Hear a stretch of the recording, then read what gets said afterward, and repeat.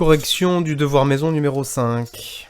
Alors, pour ceci, nous allons, sur cet exercice-là, essayer de comprendre ce qui se passe quand on gagne et quand on perd. Alors, voici la situation. Donc, il y a 4 joueurs, dont moi, en rouge.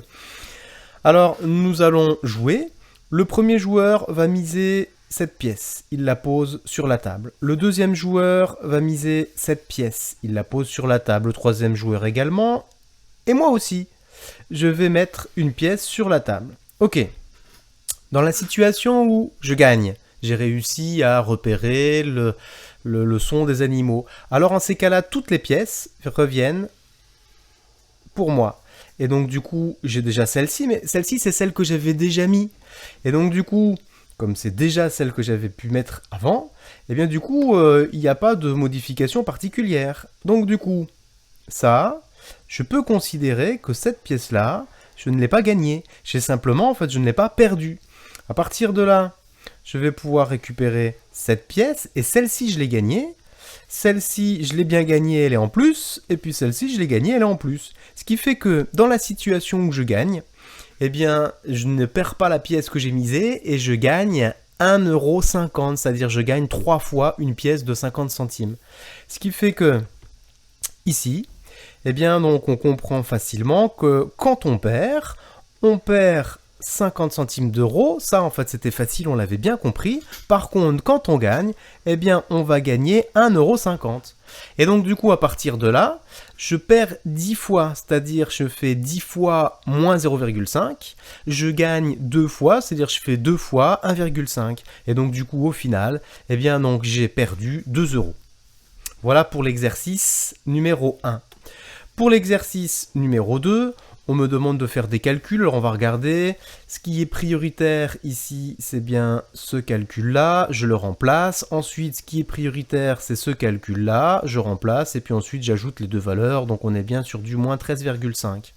Ensuite, pour le B, eh bien, j'ai commencé de la gauche vers la droite, donc j'ai fait ce calcul, je remplace par moins 3, puis au final, en fait, j'obtiens 0. Très bien. Ensuite, j'ai à l'intérieur des parenthèses, eh bien, donc, qui sont ici, à l'intérieur de ces parenthèses-là, j'ai plusieurs calculs à faire, j'ai tout un bloc, j'ai 2 multiplications, et donc du coup, je vais y aller tranquille de la gauche vers la droite, je vais donc faire ce calcul.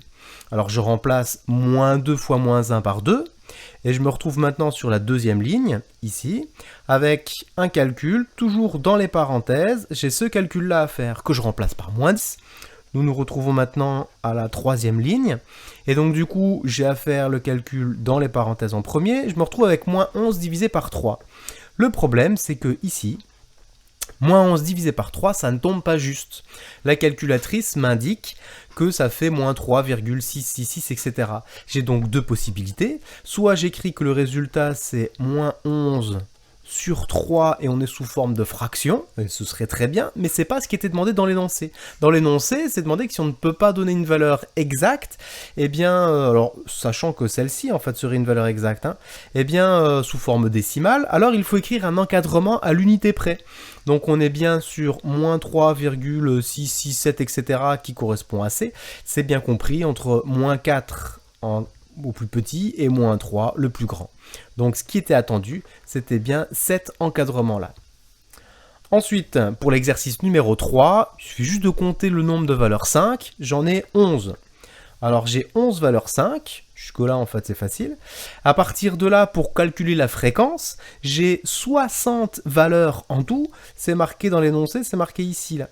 Et donc, comme j'ai 60 valeurs en tout, je vais faire effectif 11, divisé par effectif total 60. Ça me permet d'avoir la fréquence. Et puis, comme je le veux sous forme de pourcentage, je multiplie par 100 à la fin. Donc, j'ai bien à faire 11 divisé par 60, multiplié par 100. C'est une valeur approximative. Donc, du coup, la fréquence d'apparition du chiffre 15, c'est à peu près, c'est proche de 18%. Ok ? Nous nous retrouvons maintenant avec cet exercice, qui est un exercice de codage, décodage, en fait, d'un message secret.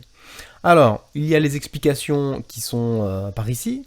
Donc, on a bien compris que pour bonjour, le B qui est là, eh bien, correspond au nombre 2, enfin au chiffre 2, le O qui est par là, donc le O qui est là correspond à 15, et donc sur cette ligne qui est là, il suffit tout simplement de mettre les lettres dans l'ordre et puis de mettre les données, enfin en tout cas les valeurs juste en dessous.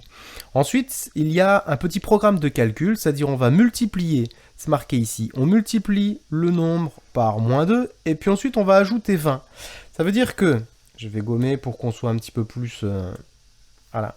Alors, si on regarde, donc ce qui se passe au niveau de la valeur 2, celle-ci, pour avoir la valeur 16, il suffit de faire 2, alors multiplié par -2, donc c'est ce qui est proposé à cet endroit-là, et puis d'ajouter 20. Et alors ça nous fait -4 plus 20, -4 plus 20, ça fait 16. On procède de la même manière pour toutes les valeurs, et on obtient en fait cette dernière ligne qui est la ligne du codage. Alors, ce qui fait que on s'intéresse maintenant à salut. Alors pour la première ligne, je vais grandir un petit peu ce qui est par là. La première ligne n'est pas bien compliquée, dans le sens où le S, là, et bien du coup, en fait, je le retrouve ici, ça correspond à 19. Donc 19, en fait, c'est la ligne qui est juste là. Le A, c'est 1. Ensuite, on est sur le L qui est là, c'est 12, juste en dessous, donc je mets 12 ici. Le U qui est par là, alors le U il est là, c'est 21, donc je mets 21, et puis pour le T, en fait, juste en dessous, j'ai 20, donc du coup, en fait, c'est bien le 20 qui est juste en dessous. Ok, donc j'ai envie de dire, cette étape-là est plutôt facile. Ensuite, pour avoir la ligne du dessous, eh bien, pour passer de là à là, on a dit que dans le programme de calcul, on multipliait par -2, c'est une première étape, et puis ensuite, on ajoutait 20, donc au résultat. C'était indiqué à cet endroit-là. On multiplie par -2 et on ajoute 20 dans l'énoncé. Alors je vais faire pour, par exemple, je sais pas moi, une valeur facile. Donc je vais faire pour la valeur 20 qui est par là. Ici, cette valeur-là, si je multiplie par -2, je vais avoir 20 multiplié par -2. Et donc du coup, on est sur du -40. Mais évidemment, c'est pas fini. À -40, je vais encore appliquer ceci. Et donc du coup, on se retrouve avec du -40 plus 20. Et donc du coup, bah, ça nous fait du -20. Donc la valeur qui est à indiquer ici, ça fait -20. Je vais faire pour une facile encore, celle-ci. Si je prends pour 1, alors du coup, ben, c'est 1 multiplié par -2. Ça nous fait -2. Et puis le -2, eh bien, je vais ajouter 20 en résultat, et donc du coup, ça nous fait du 18. C'est pour ça que juste en dessous du 1, j'ai 18. Donc j'ai réussi à coder salut, à faire le tableau. Jusque-là, bon, ça me semble pas compliqué. Ensuite, on se retrouve avec le message codé. Le problème, c'est qu'il faut aller dans l'autre sens. Alors du coup, si je regarde, par exemple, on avait pris tout à l'heure le 1, celui-ci. Le 1, je lui fais subir, on va dire, un premier traitement, c'est-à-dire la multiplication par -2, et on obtient -2. Deuxième traitement qu'on va lui faire subir, donc à partir de -2, eh bien, on a dit qu'on ajoutait 20. Alors à partir de là, on était sur 18. Le problème, c'est que maintenant, si j'ai 18, il faut que je sois capable de remonter jusqu'au 1. Alors pour aller dans le sens inverse, eh bien, ce qu'il fallait bien comprendre, c'est que le 18, pour retrouver le -2 là, il suffit juste de faire -20 comme traitement. Et donc on a dit, on va se retrouver avec du -2. Puis ensuite, le -2, je lui fais subir non pas une multiplication par -2, mais une division par -2. Et en ces cas-là, je me retrouve avec 1. Ce qui fait que il va falloir pour chacune des valeurs proposées, eh bien, faire cette opération inverse, c'est-à-dire qu'on fait -20 et on divise par -2.